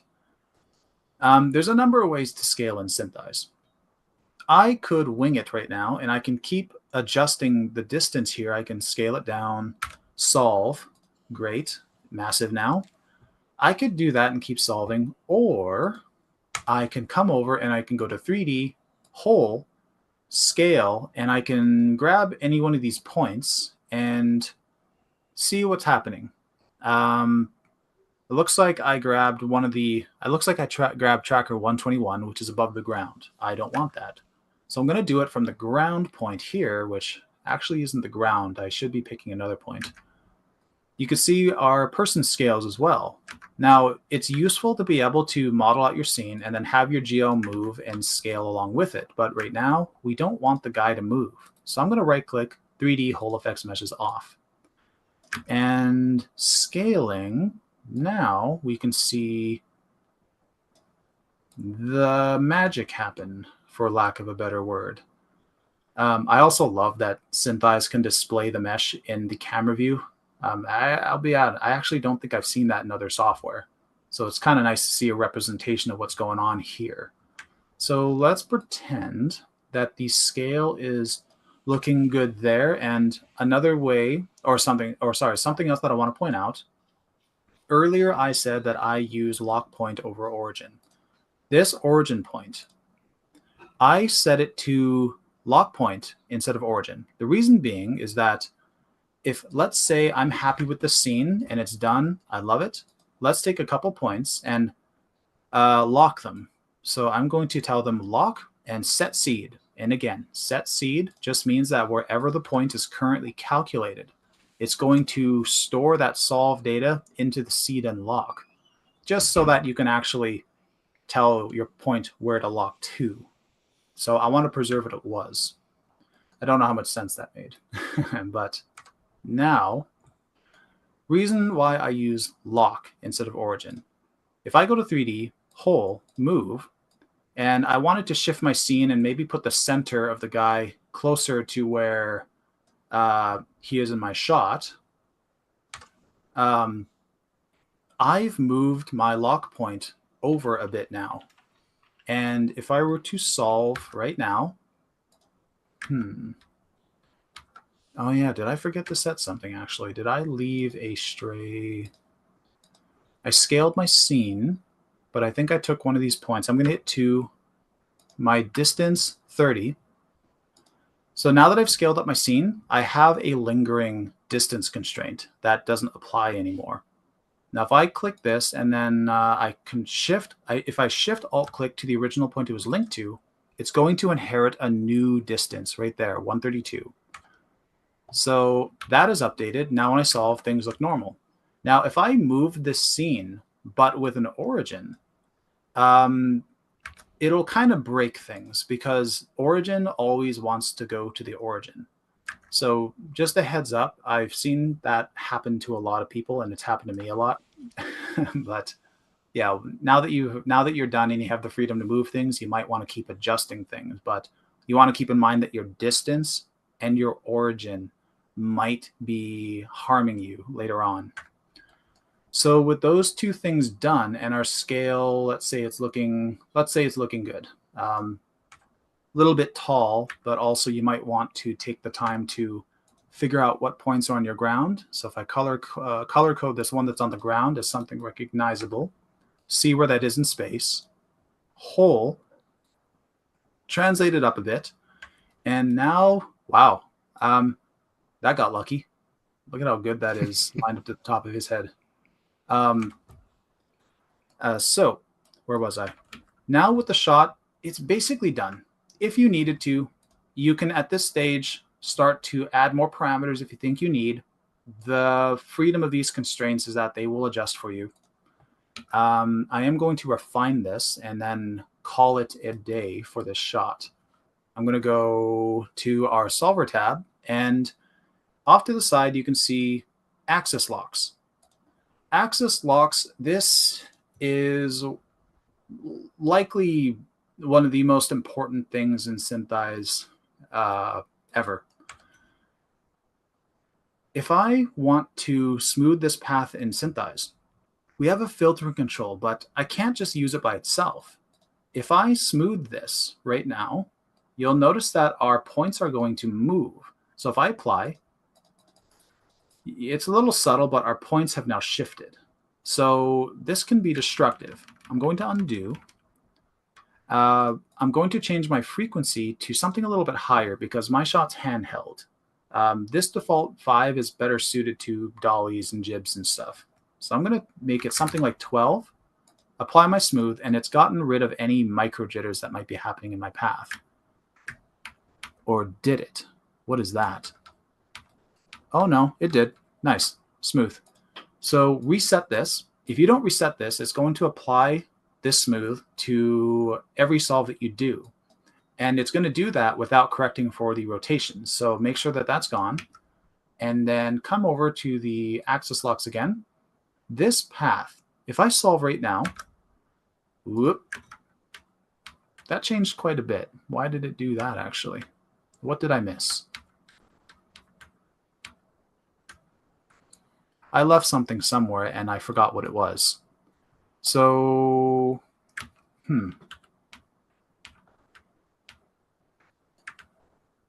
Oh, did I change it to origin? And I was showing origin, and I think I left it. Yes, I did. And again, that to me is a bit of a downside to origin. So solve, and now we're back to normal. Great. So now let me do that one more time. If I look at this smooth path here, if I hit it with a smooth and my brain is getting fuzzy now. So if I reset, if I solve right now, it's going to introduce the jitter back into the path. The thing with SynthEyes is that you want your smooth path to be loaded into something called a seed path. So what that is right here, you can see we have seed path values. And if I hit F7 on my keyboard, come over to cameras, camera 1. Here we have three of the things that I use the most is solve velocity. Solve velocity lets you see if there's any sharp spikes in your camera motion, something that you might want to clean up. Solved path is what your camera is actually doing. If I double click the hands here, it'll scale up the paths. Here's what we actually have currently, and it's smooth because I smoothed it. Looking up at the top, we have seed path. Seed path is currently empty. This is nothing. This is what your this is what your path lock is actually going to listen to. When I turn position on, it's going to lock to its left, right, up, down, forward, back. It's going to be obeying this. But we want our smooth path loaded in here, and there's a reason for that.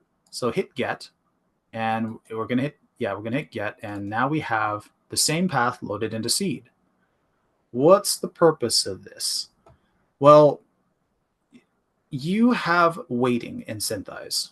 I'm not going to go too deep into it. I just want to point out that that's what these numbers are here. If I start turning these up, you actually have a percentage of how strong this path is going to magnetically snap to your smooth.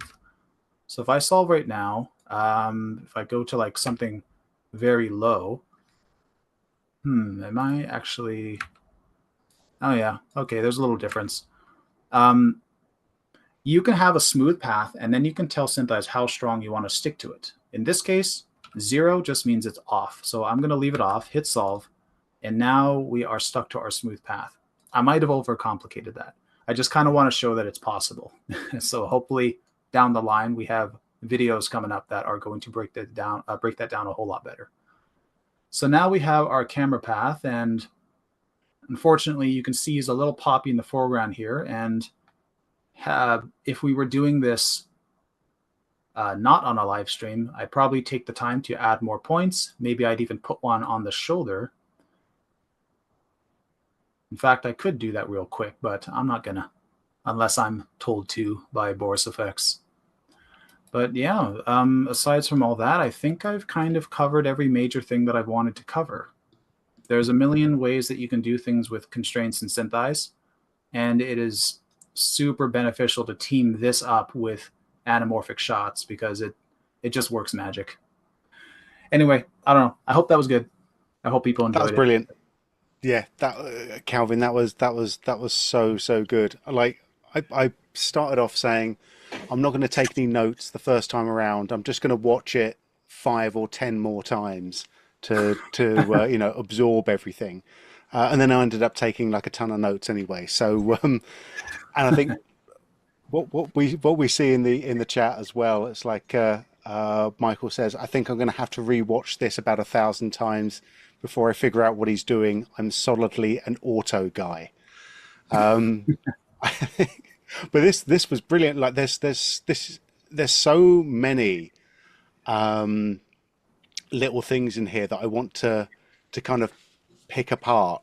And I know that if people have got questions in the chat, please get them in now. And also, if you've got some big emojis that you can stick in the chat as well, please do them right now. I've got a ton of questions. I'm going to start from the top, and we're going to finish in about 3.5 hours. I think we'll be fine. Okay, the first one is when we're looking at the original anamorphic shot, and you had the column that was going down. Is there a problem if you are constraining across a column that isn't quite perfectly straight? It's like whenever you've got sort of man-made columns made of bricks, like they're rarely 100% straight. But is that a problem in the grand scheme of things? Yes. I don't know if my screen is still being shared or not, but it is. Columns like these columns are likely very straight to each other. But there are a lot of older buildings, like thinking about here in Vancouver, downtown is populated with a lot of older buildings, and there's a lot of architectural imperfections, more so than you would expect there to be. And there's also some architects who think that they're clever and fancy, and they like to put little odd angles and such here. So you really want to make sure that your whatever it is that you're constraining actually is straight or parallel, because it will subtly break your scene, and it might take you a while to realize why. But yeah, if things were not perfectly straight up and down, SynthEyes might do something it's happy with. It can taint your distortion. If you think that something is straight and it isn't, it can poison things on you. So it's quite often that if I'm truly desperate, I wouldn't even tell a point like this that it's parallel on Z, because maybe this column is down slightly. Maybe I just lied to everybody on stream about my judgment skills. I might tell this point, instead of Z, that it's just parallel so I can free it up. It moves slightly. Doesn't mean it's the correct thing to do, but you do want to keep in mind that things are imperfect. Things are warped. Foundations shift. Houses, you might have a bedroom in your house where you've noticed there's some cracks on your ceiling, and it's a messy world. So keep an eye out. Yeah, this is Russ here. Great job, Kalvin. I just wanted to jump in on 2 quick points on that. First off, you do especially see things that aren't exactly square when you're dealing with sets. I think more often the carpentry isn't necessarily designed to be perfectly orthogonal. People might be a little bit off there to make it look a little better from a certain angle or whatever. Also, just wanted to point out the peg button for the tracker constraints, that there are 2 different things that you can tell SynthEyes about a given constraint. And in the one case, you can see the peg there.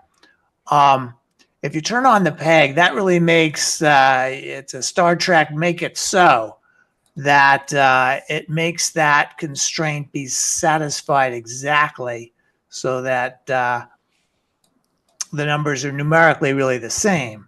Whereas if you don't have that peg on, the error will be tolerated, and SynthEyes tries to find the best solution, allowing things to be a little off, but trying to do so in a way that comes out best kind of overall.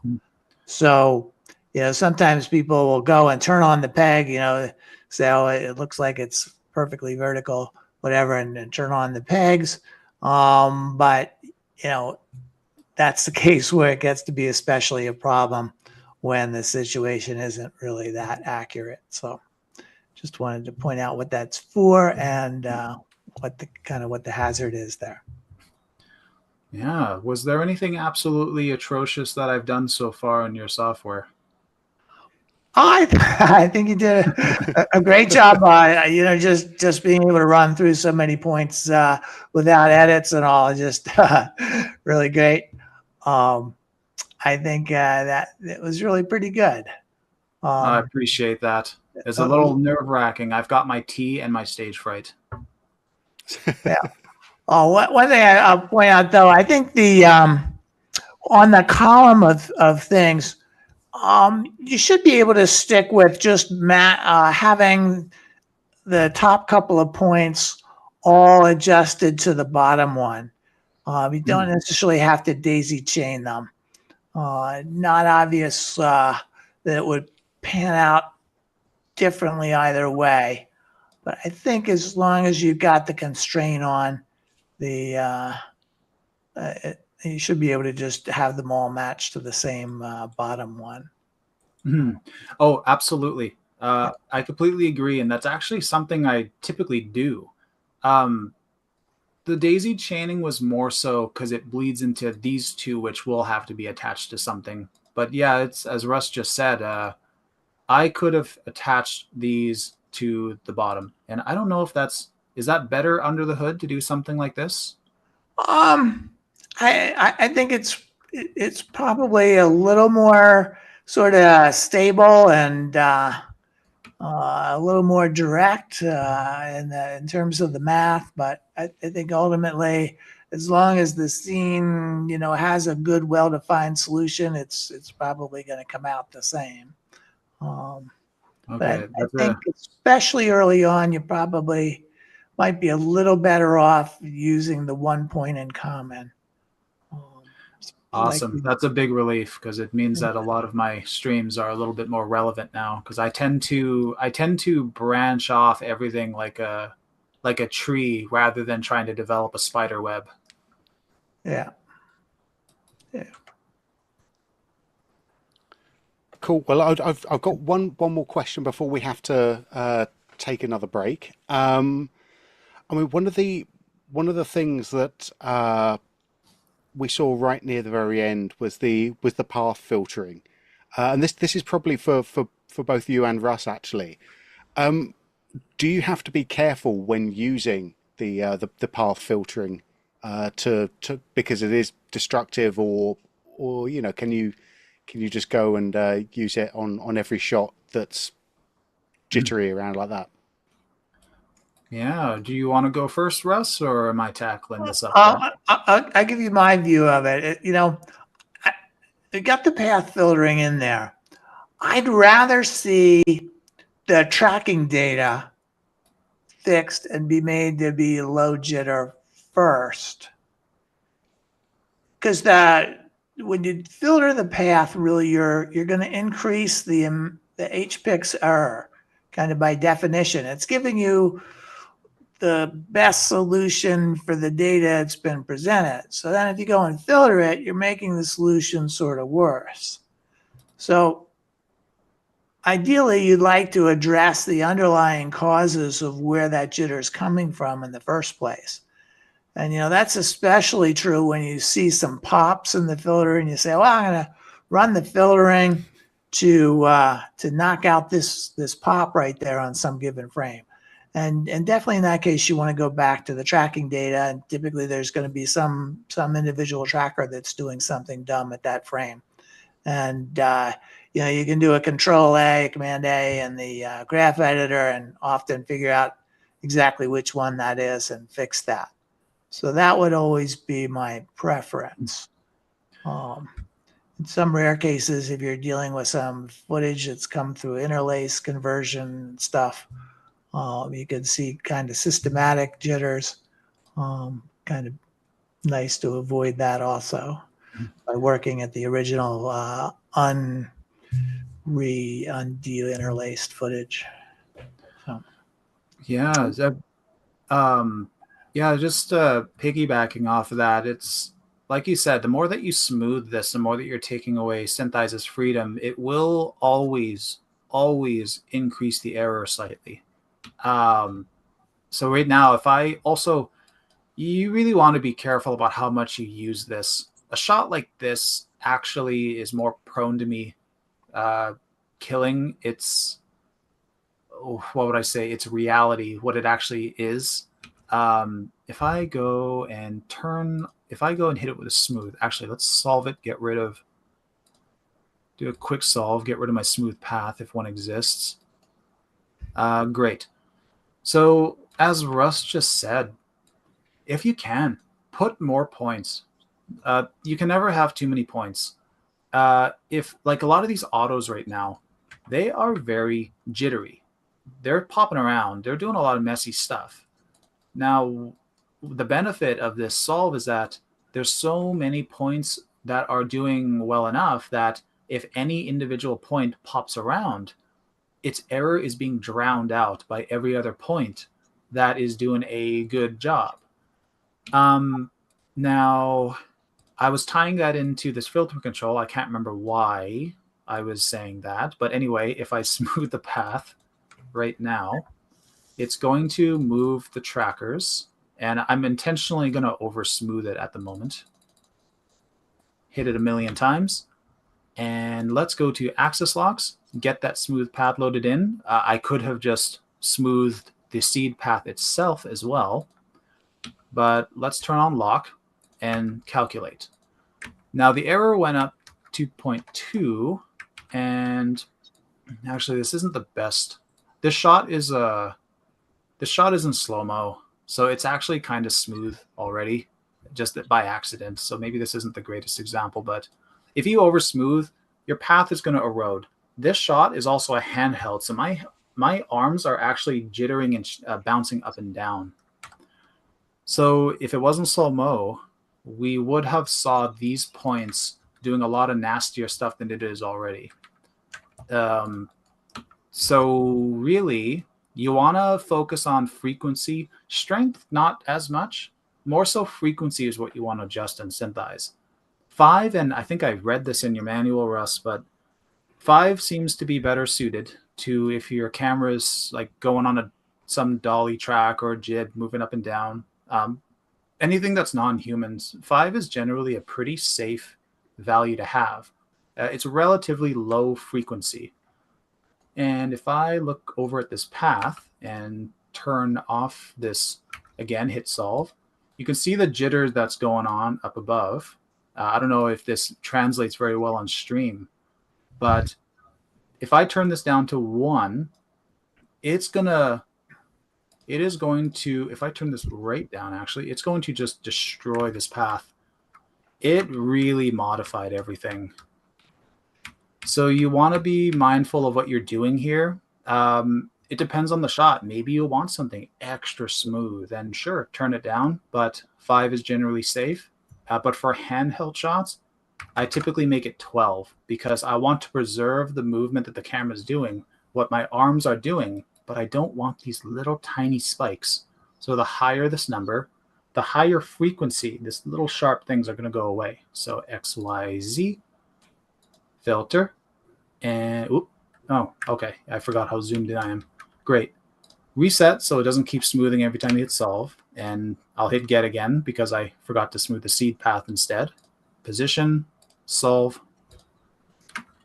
And yeah, so I don't know. I hope that was understandable. Yeah, that made sense. Yeah, thank you for that.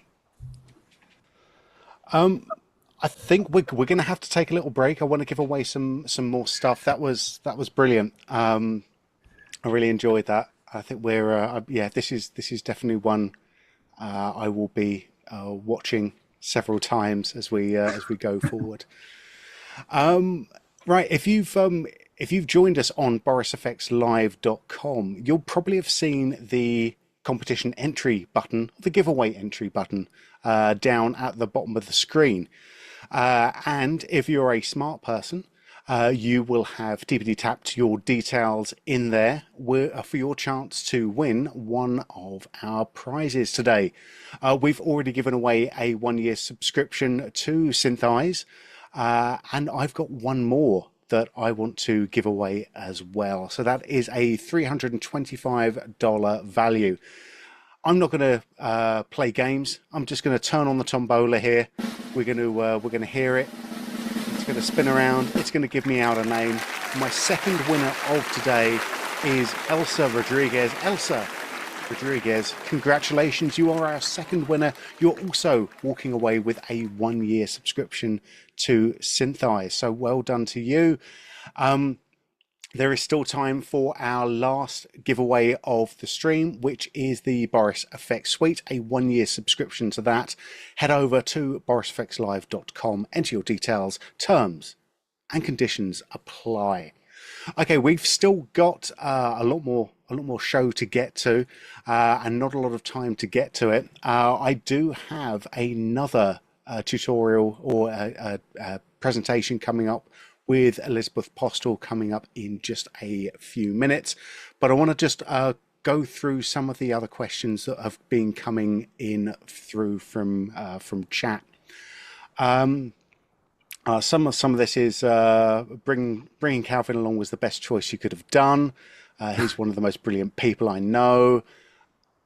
All right, calm it down. He's brilliant. We all know this. Okay, we get it. No, he's got a point. Let him go. Let him cook. Okay, he's an amazing pioneer and a real gem of a person. Are you happy now? Okay. I do have a question. Is the this is going to go over to Russ. Is the lens master calibration going to be updated with the new lens modules, or is this a feature that is deprecated?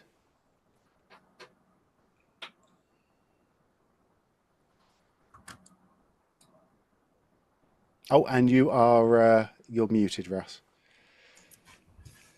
Yeah, I have to think about that and study that some. Some kind of the emphasis is more on getting the distortion out of the shots themselves. Well, here's one for Moritz then. What is the best export for Houdini? Probably FBX or Olympic.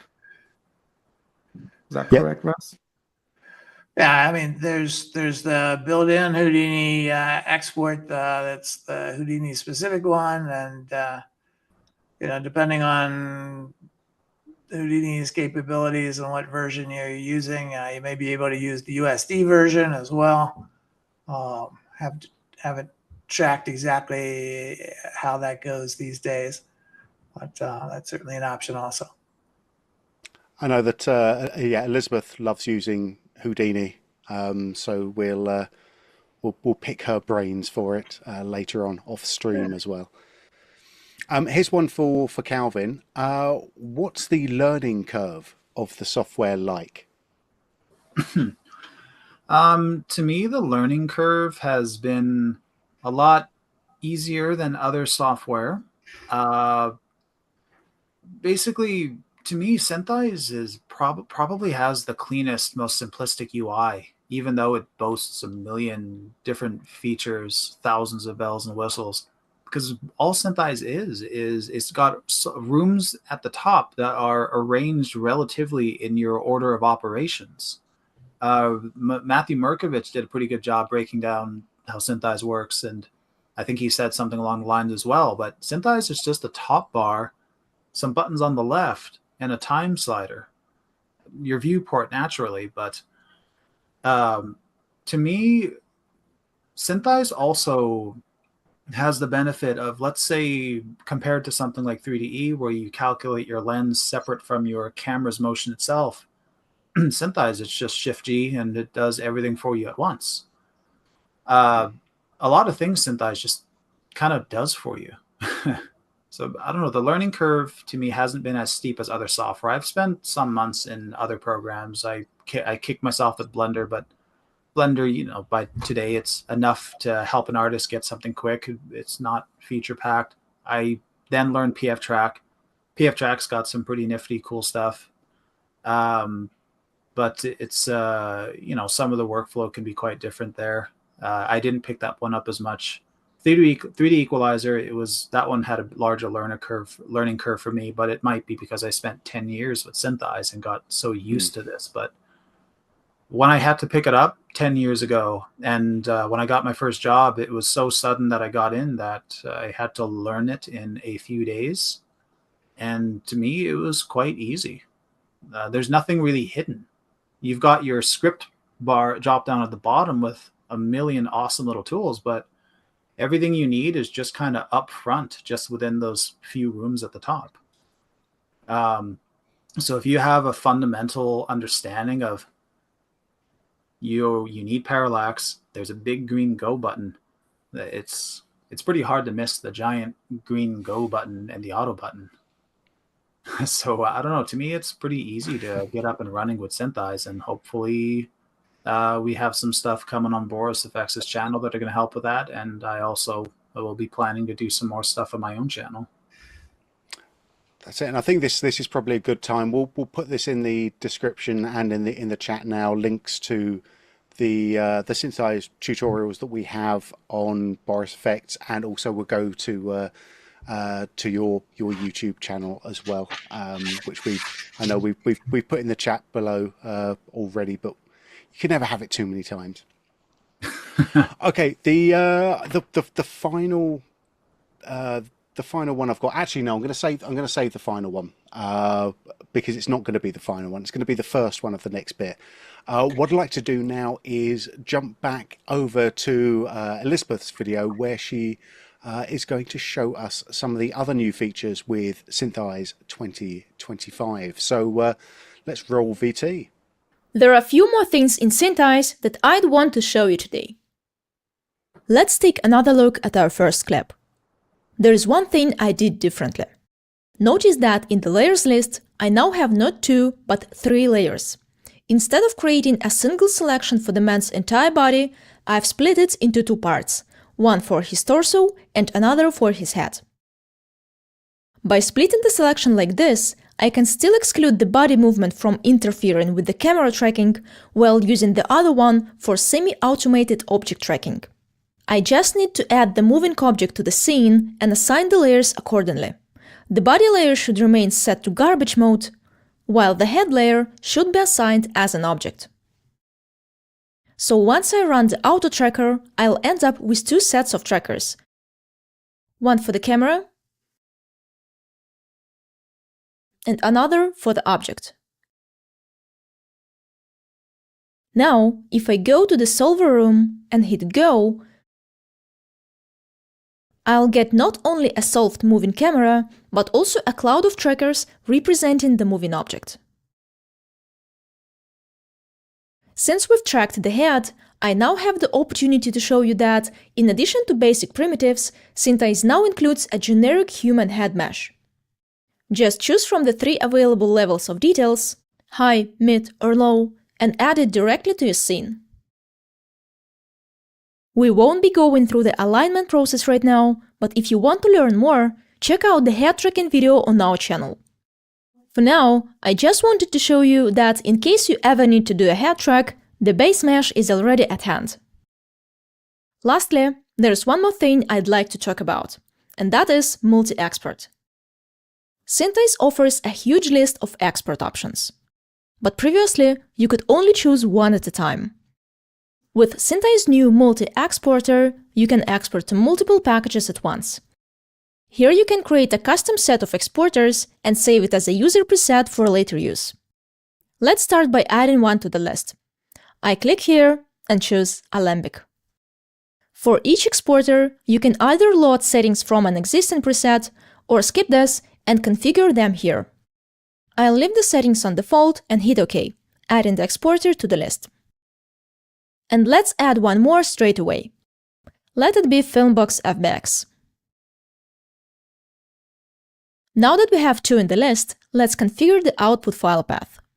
SynthEyes uses its smart tag system to set it up, which can be managed in Preferences.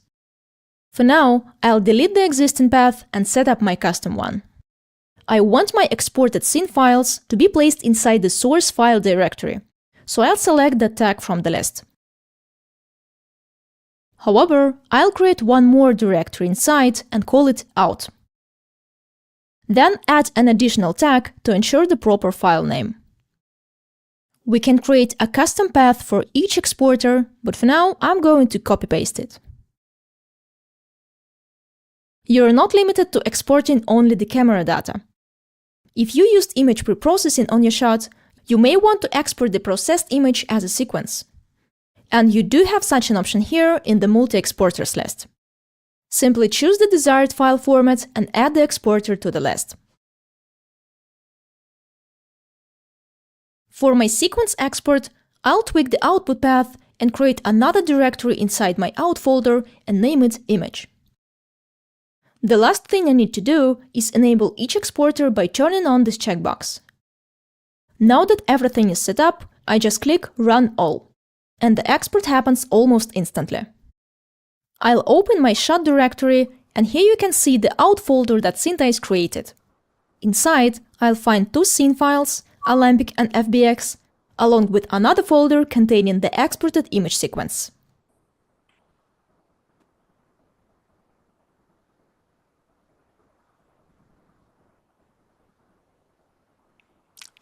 Thank you very much, Elizabeth, for that. Yeah, we've got more focused. I was going to say trailers. They're actually called tutorials, Ben. You've made a million of them. We've got more focused tutorials on all of the things that you have seen today, all of the new things that you've seen today over at the Boris FX website. If you just have a little look in the video tutorials there. If you haven't already done so, and you are watching on YouTube, you might as well hit the subscribe button. It's right there. You might as well do it now. You're here. It's there. You know, do the job. You want one of those as well. Just for aesthetic reasons, a little thumbs up. Before we get going and giving away our final prize, I just want to ask Moritz. Like we've had a load of actually good feature requests coming through just in the chat so far today. If people want to get more involved and come up with their good suggestions in a more sort of structured environment, where would they go? There's a lot of good community places. Discord is more so to interact with other artists, so that's great for that. And then we have the forum that's openly available to everyone. But we just introduced a new feature request forum. That's what's great about that is that other users can vote on it. So it gives us as a development team a bit of a sense of priority or urgency. So yeah, it's really great. It's a great way to get involved and also to get some feedback from other users. So I would everyone who's invested here and has ideas to come and join us on the forum, on the feature request forum, and converse with us and other users. Absolutely, yeah. Just to underline that, as a company, we are very, very receptive to to artist requests, because at the end of it, you're the people who are pressing the mouse button 1,000 times a day, and if we can make that job a bit easier and still get you where you need to go, that's what we're here for, fundamentally. Let's finish off with just a few little fun questions. I'm going to go over to Kalvin for this one. I'm going to give you a magic wand. What is one VFX problem that you're going to make disappear? Lack of onset data. There's a lot of supervisors that don't have the best understanding of match move, I find, and not to say it's the majority, but it happens depending on the production. But even something as simple as just walk around with your iPhone, do a circle, anything like there's we just get messy data, lack of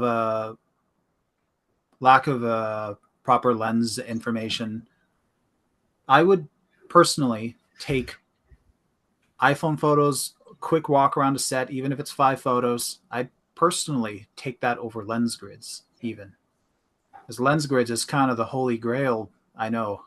But I find most of the struggles I have come from just not being able to figure out things spatially. And if you have points or survey data, that's also just going to go miles into aiding you with the distortion anyway, which I know there's tremendous benefits in lens grids that's outside of, me just wanting to figure out where my camera is. But for me, it's just there's sometimes information is a bit messy coming through pipelines, and pipelines have gotten quite complex over the decades. So it seems like there's some lost in translation bits. So that might be that might be mine. That might be my take. I love it. I think that's great. Moritz, you've got a magic wand as well. Wave it. I don't have one. I don't know the answer to that question. Okay, I'm taking your magic wand privileges away. That's it. Like I'm never trusting you with it again. Russ, I mean, I'm gonna ask a different one here. Like, what bit of information that you've learned in your career do you wish you'd known at the start of it? It doesn't have to be about SynthEyes. Yeah, so back in the day, kind of a substantial number of years ago, I was working in this very large skyscraper that kind of fell on its side. You might actually know this building if you watched the TV show Severance, the Lumen building. That's where I worked. There was a guy down the hall from me by the name of Jan LeCun. You might know him these days. He's like the head of AI for Meta or Facebook. And he was doing stuff at the time that was involving reading like post office zip codes and amounts off of checks and stuff to process that. And at the time, you know, it was kind of all this very simple stuff. And it would have been nice to know maybe at the time that stuff could really scale up. All it needed was really a whole lot more computer power. And naturally, you get to all the stuff that we're using today. It really was hard to see it from that point in time and the level of the stuff. That was, you know, processors. You know, one floating point operation could take, you know, 3 microseconds at a time. Literally incredibly slow stuff by today's standards. But you know, you just keep on piling the stuff on, and sure enough, you get your chat GPTs and your mask MLs that we have today. So it would have been nice to know and be able to take some advantage of a bit sooner. So it's kind of my fun thing for the day. That's brilliant. Yes. Yeah, I think that's perfectly valid, and it also resonates with everyone starting today. So find the next bit of technology that's going to redefine the whole world at some point. Okay, I've got one final thing because we're running up against it. And this one's going to go to Kalvin for the final bit, which is like, how important is it to have a solid workflow established when you're working with new clients? Oh, I've not thought of that. Usually a lot of that's actually handled for me all my career. I'd say it's quite important because when you have, like, everyone's working in so many different programs and everybody has different ingest tools, it's very good to keep your communication open and clear and give yourself a checklist of what you're importing and exporting out of SynthEyes and what you're cleaning up out of Maya. Because if you're not cleaning stuff up, your clients are typically accepting in work from other vendors or clients or whatever, and they probably don't want to be cleaning up a million different types of messes, because my mess might be different than the 20 other messes that other artists are going to produce. So you probably want to be able to communicate and make sure that you as a match move artist are trying your best to output what the client wants and not just export what you can. Because for them, it's going to be a new problem to solve every time, because each artist is going to give something different. So if you can try to harmonize with them to whatever degree, it's quite, to me, it's quite important. You want to play friendly, especially as a tracker. You're on the front lines of every pipeline. So limiting the stress for everybody downstream is paramount, in my opinion. That's brilliant. Thank you very much. Thanks. I think we do have to say goodbye to all of our guests now. Kalvin, where can people find you if you want to be found? If I want to be found, that sounds threatening. It, Oh, you can find it really does. you can find me on you can just find me on YouTube. You can search Track VFX, and you'll see one of the channels that pops up as a little white circle with a black triangle in it. And yeah, that's about it. And if you want, I think my Discord links work. I try to be active on my Discord, but I also get pulled in a lot of different directions, and I also just like to live life away from the computer as much as I can. So I try to dip into my Classic Discord mistake. once in a while. So YouTube and then Discord links in the video descriptions. Absolutely, and we'll stick the links to your Discord in the chat as well. Definitely a good place to hang out. A very fun crowd, nice, welcoming crowd, like our Discord server as well. www.borisfxdiscord.com. Not saying anything at all. So thank you. Yeah, thanks for joining us, Kalvin. Thanks for joining us, Maritz, and thank you very much for joining us, Russ. It's been an absolute pleasure. We could go another hour and a half, 2 hours, 3 hours easily. Unfortunately, we can't do it today, so we'll have to have everyone back again. Unfortunately, oh no. But thanks a lot for now. But don't go away, people, because we are giving away our final prize of the day. It's been an avalanche over there. People have been going to borisfxlive.com and entering their details to join our giveaway, and they've been doing it for days. I don't know how they found the link. Maybe because I keep talking about it all the time. Could this be you? We have got one more prize to give away. We've already given away 2 one-year subscriptions to SynthEyes. We now have the Boris FX suite to offer. So this is a 1-year subscription to the Boris FX suite, which is everything that we have at Boris FX, including SynthEyes, including Sapphire, Continuum, Silhouette, Mocha Pro, Crumple Pop, and Optics, and also Particle Illusion Pro. We cannot forget Particle Illusion Pro. So I'm going to roll the tombola for the last time of the stream, and our lucky winner is going to be on the other side of this definitely not sound effect. Congratulations to Reagan James. Congratulations, you are our 3rd and final winner of the day. If you haven't won, never fear, we are going to be doing more live streams with more giveaways very shortly.